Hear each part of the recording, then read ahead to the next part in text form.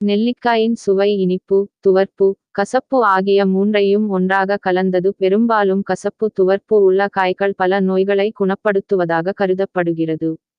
எந்த காய் கனிகளில் இல்லாத அளவுக்கு வைட்டமின் சி சத்து அதிகமாக உள்ள கனி நெல்லிக்கனி.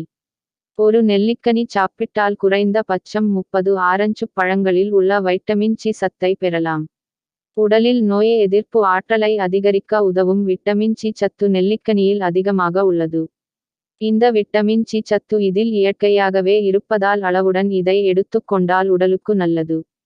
இந்த விட்டமின் சி சத்து உடலில் உள்ள இரத்தத்தில் உள்ள கெட்ட கொழுப்புகளை அகற்றும். நெல்லிக்கனியில் உள்ள சத்துக்கள் உடலில் வயது மூப்பு அதாவது வயதான தோற்றம் ஏற்படுவதை தடுக்கிறது. நெல்லிக்காய் சாறை அடிக்கடி குடித்து வர கண் குறைபாடுகள் நீங்கி கண் பார்வை திறன் அதிகரிக்கும். தினமும் நெல்லிக்காய் சாறுடன் சிறிது தேன் கலந்து 2 வேளை குடித்து வர ஆஸ்துமா நோய் குணமாகும். நம் உடலில் கல்லீரல் என்பது நாம் உண்ணும் உணவில் அல்லது வேறு வடிவிலோ இரத்தத்தில் நச்சுக் கிருமிகள் சேரும்போது அதை நீக்கும் உறுப்பு கல்லீரல்.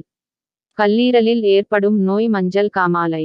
இந்த மஞ்சள் காமாலைக்கு நெல்லிக்காய் சாறு அடிக்கடி குடித்து வர இந்த நோய் வராமல் நாம் கல்லீரலை பாதுகாக்கலாம்.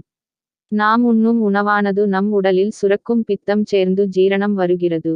இந்த பித்தம் சுரக்கும் உறுப்பு பித்தப்பையாகும். இதில் ஏற்படும் கற்கள் போன்றவற்றை கரைக்கும் வல்லமை கொண்டது நெல்லிக்காய் சாறு.